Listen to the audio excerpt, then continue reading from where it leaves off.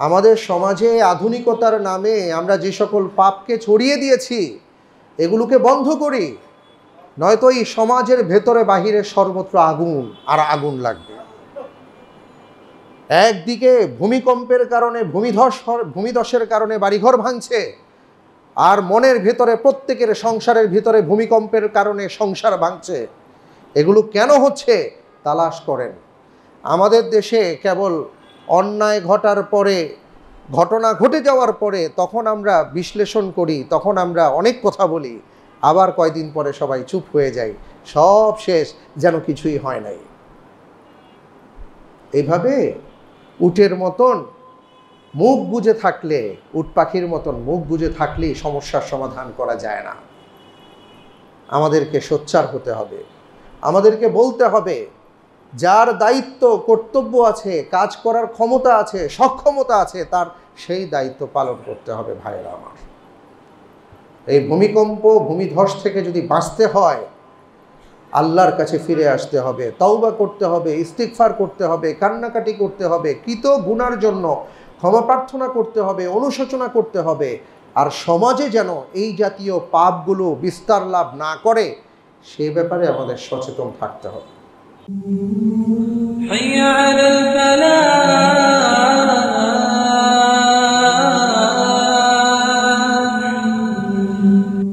পবিত্র কোরআনুল কারীমে আল্লাহ তাআলা ইরশাদ করেছেন, ওয়ালানুযীকান্নাহুম মিনাল আযাবিল আদনা দুনাল আযাবিল আকবার লাআল্লাহুম ইয়ারজিউন। বড় কোনো আযাব পাঠানোর আগে, বড় কোনো পরীক্ষা করার আগে কখনো কখনো ছোট পরীক্ষা আমি দিয়ে থাকি, যাতে করে তারা ফিরে আসে। সম্মানিত ভাইরা আমার, আমি এই কথা কেন বলছি আমরা সবাই খুব ভালো করে জানি। আজকে 10:39 যেই ঘটনাটা ঘটে গেছে বাংলাদেশে, আজকে প্রত্যেকেই একই কথা বলেছেন যে আজকের মতন ভূমিকম্পের অনুভবটা ইতিপূর্বে আমরা কখনো করিনি, এবং সেই মাত্রাটা ছিল 5.7, যেটা নরসিংদীর মাধবদীতে তার উৎপত্তি স্থল ছিল। 5.7 যদি এই অবস্থা হয়ে থাকে, সেটা যদি 6 থেকে নিয়ে 7-এর মধ্যে হয়, 8-এ আমি যাব না, 6 থেকে 7-এর মধ্যে যদি হয়, তাহলে আমাদের কি হতে পারে। এবং ভূমিকম্পটা এমন সময় হয়েছে, কেউ হয়তো বাজার থেকে ফিরেছেন, বাসায় হয়তো কেউ নাস্তা করছেন, কেউ হয়তো ঘুম থেকে উঠেছেন, কেউ মসজিদে জুমার নামাজে যাবেন প্রস্তুতি গ্রহণ করছেন। অর্থাৎ প্রত্যেকের জীবন চলমান, প্রত্যেকের জীবনের মধ্যে ব্যস্ততা, সবাই সবার মতন। কেউ কল্পনাও করতে পারছেন না যে আগামী 2 সেকেন্ড পরে কি ঘটতে যাচ্ছে। এবং ভূমিকম্পের সময়কাল কতটুকু ছিল, এই যে কয়েক সেকেন্ডের ভূমিকম্প, সেকেন্ড কত বড় হতে পারে, সময় যে কিভাবে প্রলম্বিত হতে পারে, আল্লাহ তাআলা কিভাবে সময়কে আমাদের জীবনে আটকে দিতে পারেন, এইটা আশা করি আজকে অনেকে উপলব্ধি করেছে।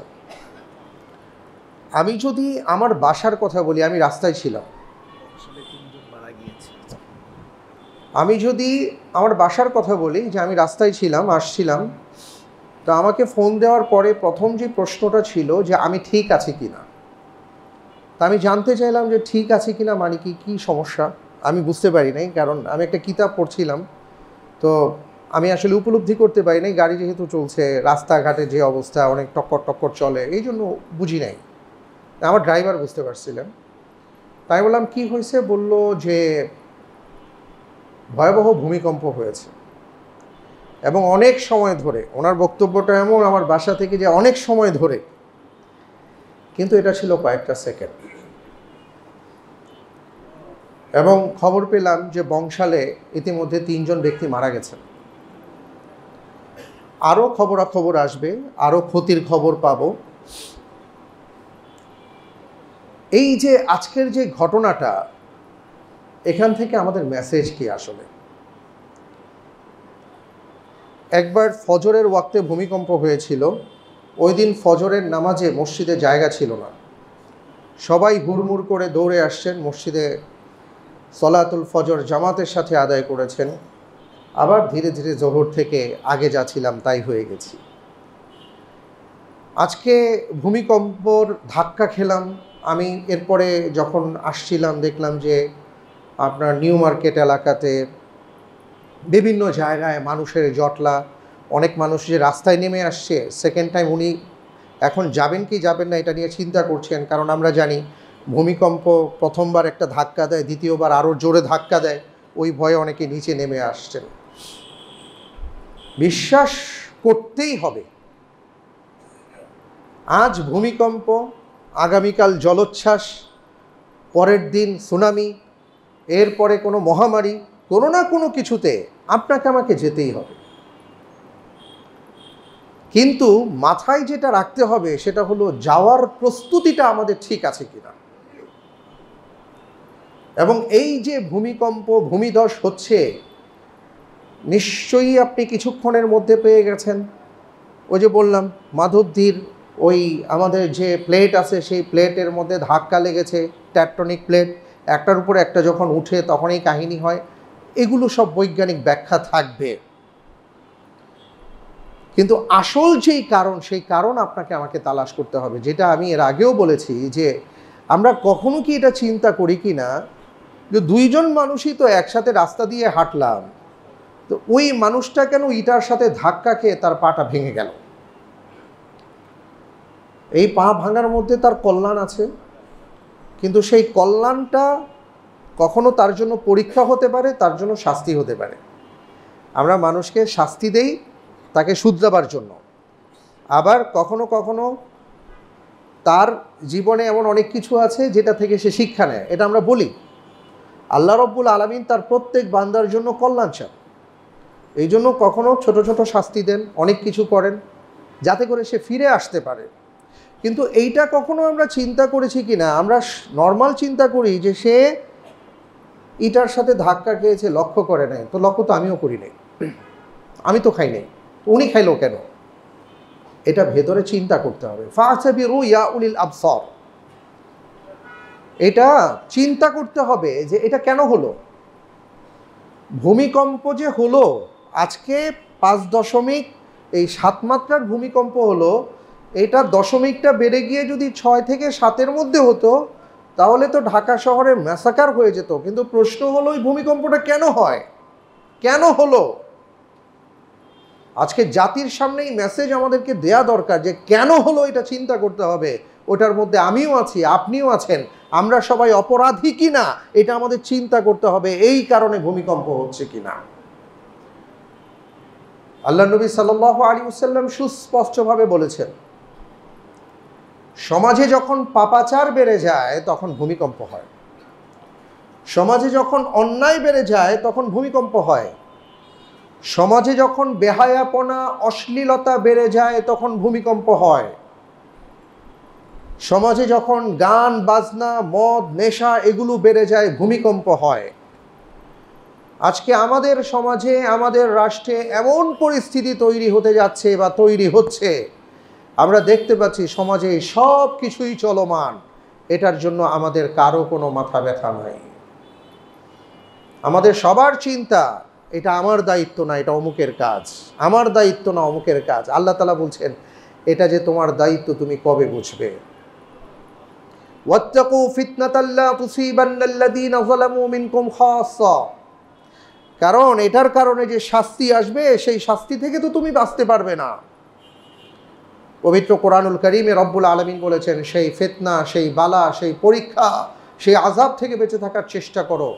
ওই আযাব যখন আসবে তখন খুঁজে খুঁজে খুঁজে খুঁজে ওই অপরাধীদের বাড়ির মধ্যেই ভূমিকম্প হবে না, এটা সার্বজনীন হবে, সবাইকেই গ্রাস করবে। আজকে আমরা কিন্তু সেই পরীক্ষা এবং সেই ভয়াবহ পরিস্থিতির সম্মুখীন। এই জন্য সম্মানিত ভাই এবং বোনেরা, আমি আমার নিজেকে নসিহা করব, আপনাদেরকে বলবো, আমাদের আলোচনা যারা শুনছেন বা শুনবেন আমি তাদেরকে বলবো, যারা বড় বড় দায়িত্বশীল আছেন আমি তাদেরকে অনুরোধ জানাবো, আল্লাহর ওয়াস্তে ফিরে আসুন। আসুন আমরা ফিরে আসি। আমরা এই পাপাচার মুক্ত সমাজ গঠনের ক্ষেত্রে আমরা এক হই। আমাদের সমাজে আধুনিকতার নামে আমরা যে সকল পাপকে ছড়িয়ে দিয়েছি এগুলোকে বন্ধ করি, নয়তো এই সমাজের ভেতরে বাহিরে সর্বত্র আগুন আর আগুন লাগবে। একদিকে ভূমিকম্পের কারণে ভূমিধসের কারণে বাড়িঘর ভাঙছে, আর মনের ভেতরে প্রত্যেকের সংসারের ভিতরে ভূমিকম্পের কারণে সংসার ভাঙছে। এগুলো কেন হচ্ছে তালাশ করেন।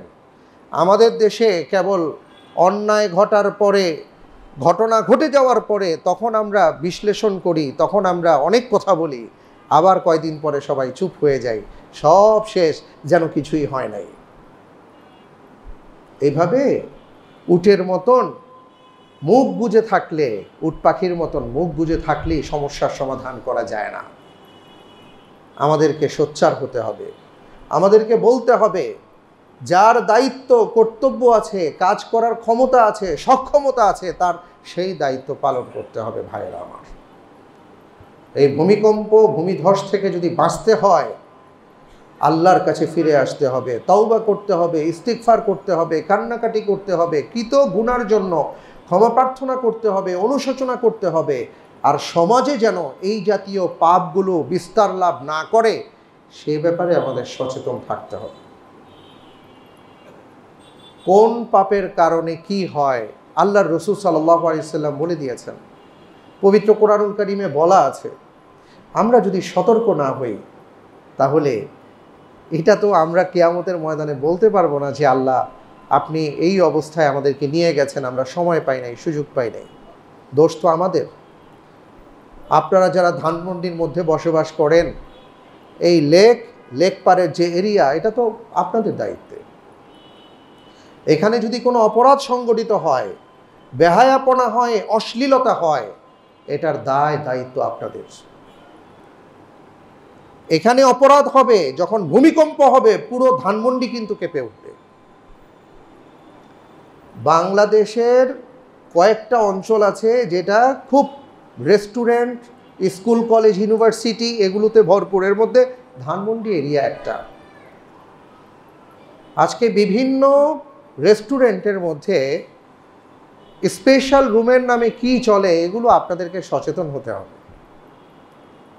কলেজ ইউনিভার্সিটির ছেলেগুলো বা স্কুলের বাচ্চাগুলো তারা স্কুল আর ইউনিভার্সিটি কলেজের নাম করে তারা কোথায় যায়, কি করে, কোথায় ঘুরে, আপনাদেরকে সচেতন হতে হবে। কারণ ভূমিকম্প যখন হবে এরা হয়তো এই এলাকায় থাকবে না, কিন্তু ভূমিকম্পের কারণে আপনারাও কিন্তু এটার ভুক্তভোগী হবেন। আমি কি বলতে যাচ্ছি আপনারা আশা করি বুঝতে পারছেন। আমাদের সবার দায়িত্ব আছে আসলে। এই ভূমিকম্প শুধু নয়, ভূমিধস নয়, পুরো ভূমিটাকে আল্লাহ তাআলা যখন উল্টে দিয়েছিলেন, বুখারীর হাদিস খুলে দেখুন, সেখানে জিবরাইল আলাইহিস সালাতু ওয়াস সালাম রাসূল সাল্লাল্লাহু আলাইহি ওয়াসাল্লামকে বলেছিলেন, আল্লাহ সুবহানাহু ওয়া তাআলাকে বলেছিলেন, রব্বুল আলামিন, ওই জমিনে আপনার এমন একজন বান্দা আছে যে প্রতিটা সময় শুধু আপনার জিকির আজকারেই নিমজ্জিত থাকে, আমি কি করব? আল্লাহ সুবহানাহু ওয়া তাআলা নির্দেশ দিয়েছেন, তাকে সহ উল্টে দাও। কারণ সে শুধু তার কথাই চিন্তা করেছে, তার আশেপাশে মানুষ পাপাচারে লিপ্ত, এদেরকে নিয়ে সে কখনো ভাবেনি, সুতরাং তাকে সহ উল্টে দাও। এই যে আমাদের ইমানের উপর আলোচনা চলছে ভাই কয়েক সপ্তাহ ধরে, তাই না? যারা নিয়মিত আলোচনা শুনছেন, 3 সপ্তাহ হলো, আজকে এটার লাস্ট পার্ট আশা করি করব। এই ইমানের আলোচনার মধ্যে আপনি যদি খুঁজেন যে প্রকৃত মুমিন কে, হ্যাঁ, প্রকৃত মুমিন কে, মুমিনের পরিচয় কি, আল্লাহ তাআলা কোরআনের মধ্যে অনেক জায়গায় অনেক কথা বলেছেন, শুধু 2টা আয়াতেই 19টা গুণের কথা বলা হয়েছে। কয়টা গুণ? 19টা গুণ। আপনি যদি মুমিন হতে চান আপনার ভেতরে এই 19টা গুণ থাকতে হবে। এই 19টা গুণের মধ্যে একটা গুণ হলো আল আমিরুনা বিল মারুফ ওয়ান নাহুনা আনিল মুনকার। যত ভালো কাজ আছে প্রত্যেক ভালো কাজে আপনাকে দাঁড়াইতে হবে, প্রত্যেক সৎ কাজে আপনাকে দাঁড়াতে হবে, প্রত্যেক ভালো কাজে আপনার প্যাট্রোনাইজ করতে হবে, প্রত্যেকটা সৎ ভালো কল্যাণকর ক্ষেত্রে আপনার নিজে করতে হবে, মানুষকে উদ্বুদ্ধ করতে হবে। ওয়ান্নাহুনা আনিল মুনকার। আর এরপরে আল্লাহ সুবহানাহু ওয়া তাআলা বলেছেন দ্বিতীয় বিষয়টা হলো যত অন্যায় অপরাধ আছে সেই অপরাধের বিরুদ্ধেও আপনাকে সোচ্চার হতে হবে। আপনি তো নিজে করবেনই না, বরং এর বিরুদ্ধে সোচ্চার হয়ে অন্যায়ের মূলোৎপাটনে আপনার ভূমিকা থাকতে হবে। যদি এইটা আপনি না করেন তাহলে আপনি মুমিন হতে পারবেন না। আপনি 5 ওয়াক্ত নামাজ পড়ছেন, ভালো কাজ করছেন, রোজা রাখছেন, ভালো কাজ করছেন, যাকাত দিচ্ছেন, ভালো কাজ করছেন, সাদাকা করছেন, ভালো কাজ করছেন, সব সৎ কাজ। কিন্তু ওয়ান্নাহুনা আনিল মুনকার যেটা আছে, যে অন্যায়ের ক্ষেত্রে বিরোধিতা করা, অন্যায়ের প্রতিবাদ করা, অন্যায়ের বিরুদ্ধে প্রতিবাদী হয়ে অন্যায়ের মূলোৎপাটন করতে ভূমিকা রাখা, এই ক্ষেত্রে আমরা সবাই ফেলিওর। এইখানে আমরা কেউ নাই। যদি এই ক্ষেত্রে আমার ভূমিকা না থাকে, আল্লাহ সুবহানাহু ওয়া তাআলা বলেছেন, কোরআন খুলে দেখেন, আমি বলবো আজকে সেই কথাগুলা। সূরা তাওবাতে আলোচনা হয়েছে, সূরা আহজাবে আলোচনা হয়েছে, এবং সেখানে রব্বুল আলামিন বলে দিয়েছেন যে একজন মুমিনের কি কি গুণ থাকবে, কি কি গুণ তার ভিতরে থাকলে সে মুমিন হতে পারবে। তার মধ্যে একটা হলো অন্যায়ের বিরুদ্ধে প্রতিবাদী হতে হবে তাকে। আপনি আমি কয়টা অন্যায়ের বিরুদ্ধে প্রতিবাদ করেছি? না, করি নাই বলেই সমাজের মধ্যে আজকে বন্যার পানির মতন পাপাচারে ভেসে যাচ্ছে আমাদের সমাজটা। আমরা কিছুই করতে পারছি না। এইভাবে যদি চলতে থাকে, ওই যে বললাম, দেশও ধ্বংস হবে, সমাজ ধ্বংস হবে, সংসার ধ্বংস হবে, আমরাও ধ্বংস হব, সন্তান তো যাবে। আজকের ভূমিকম্প আমাদেরকে এই মেসেজটা দিচ্ছে। এটা যেন আমরা নিতে পারি, এবং যার যেই জায়গা থেকে দায়িত্ব আছে, আলা কুল্লুকুম রাইন ওয়া কুল্লুকুম মাসউলুন আন রাইয়াতিহি। আপনি আপনার যতটুকু গণ্ডি আছে সেই গণ্ডির ভেতর থেকেই আপনাকে আল্লাহ তাআলা কিয়ামতের ময়দানে জিজ্ঞেস করবেন। আপনি শুধু বিবেচনা করবেন যে আপনার গণ্ডিটা, আপনার সীমারেখাটা কতটুকু। ওই সীমারেখার মধ্যে আপনি